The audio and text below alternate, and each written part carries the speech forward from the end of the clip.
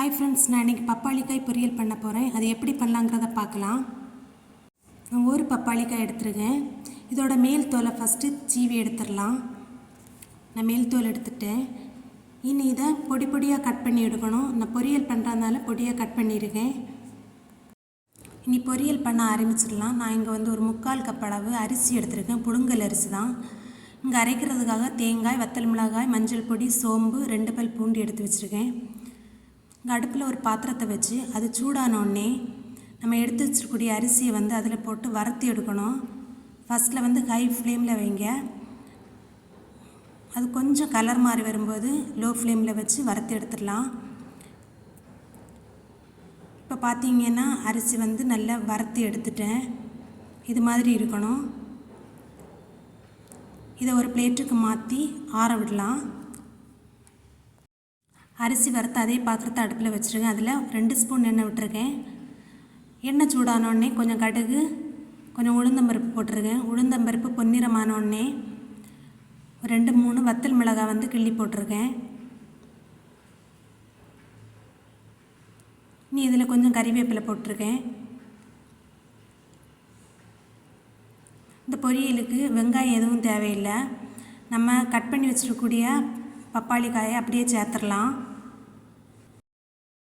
இதை அந்த தாளிப்போட கொஞ்சம் கலந்து விட்டுட்டேன். இனி இதில் கொஞ்சமாக தண்ணி தெளித்து ஒரு மூடி போட்டு வேக விடலாம். சீக்கிரமாக வெந்துடும். இப்போ அது வேகட்டும். இங்கே பார்த்தீங்கன்னா வறுத்து வச்சிருக்கக்கூடிய அந்த அரிசி நல்லா ஆறிட்டு இதை மிக்ஸி ஜாரில் போட்டு நல்லா பொடிச்சு எடுக்கணும். அந்த ஜாரில் தண்ணி எதுவும் இருக்கக்கூடாது. நல்லா ட்ரையாக இருக்கணும். நான் நல்லா பொடிச்சு எடுத்துட்டேன். இதை தனியாக எடுத்து வச்சுட்டு அதே மிக்ஸி ஜாரில் இந்த தேங்காயெல்லாம் போட்டு அரைச்சி எடுக்கலாம். அது குறகுறப்பாக அரைச்சி எடுத்தால் போதும். இதில் சோம்புக்கு பதிலாக ஜீரகம் கூட சேர்த்துக்கலாம். நான் இன்றைக்கி சோம்பு சேர்த்துருக்கேன். இங்கே அரைச்சி எடுத்துட்டேன்.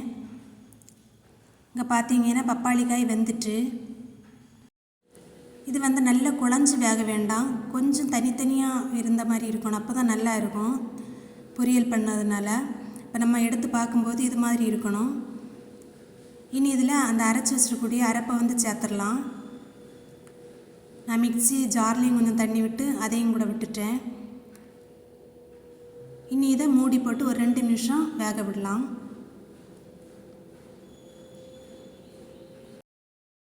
இப்போ 2 நிமிஷம் ஆகிட்டு மூடி எடுத்துட்டேன். அந்த தேங்காய் அரைப்போட அந்த பப்பாளிக்காயை நல்லா கலந்து விட்டுடலாம்.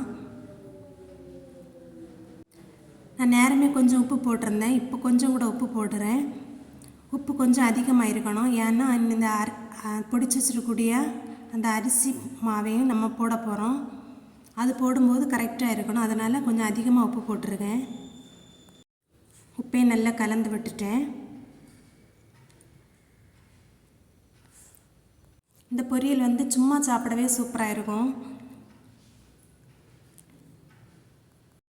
பப்பாளிக்காயில் சாம்பார் கூட பண்ணி சாப்பிடலாம். சூப்பராக இருக்கும். இப்போ நான் வறுத்து பொடிச்சு வச்சுருக்கூடிய அந்த அரிசி பொடியை சேர்த்துட்டேன்.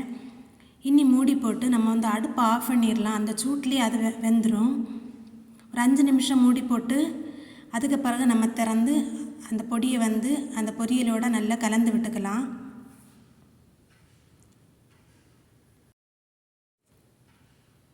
இப்போ பார்த்தீங்கன்னா சூப்பரான பப்பாளிக்காய் பொரியல் ரெடி ஆயிட்டு. நீங்களும் செய்து பாருங்கள். டேஸ்ட்டு சூப்பராக இருக்கும். இந்த வீடியோ பிடிச்சிருந்தால் லைக் பண்ணுங்கள், ஷேர் பண்ணுங்கள், சப்ஸ்கிரைப் பண்ணுங்கள். மறக்காமல் கமெண்ட் பண்ணுங்கள், பெல் ஐக்கானை கிளிக் பண்ணுங்கள். வீடியோ பார்த்ததுக்கு நன்றி.